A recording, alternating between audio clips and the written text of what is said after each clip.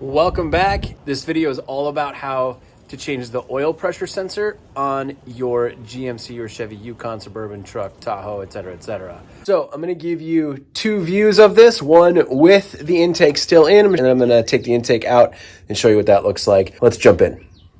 So this is the shot of the engine on the 5.3 to show you what it looks like before you take the intake out to access the oil pump, the oil pressure sensor.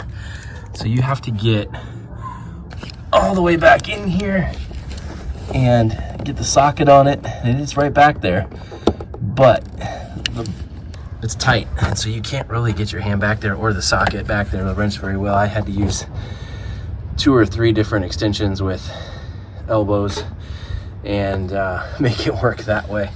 It was helpful for me when I did it to remove these couple of lines right here. So I did this project the hard way when I had to do it. I've got my intake out because I'm doing another project, and so I thought while I've got this out, I'd show you where the sensor is and how actually much easier it would be to replace if you went ahead and took out the intake manifold. So right here is where the intake manifold normally would go, and right on the back side, right here, is your oil pressure sensor.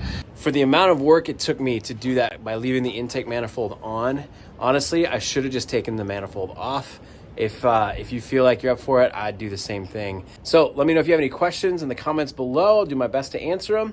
Thanks for checking out the channel. You got this.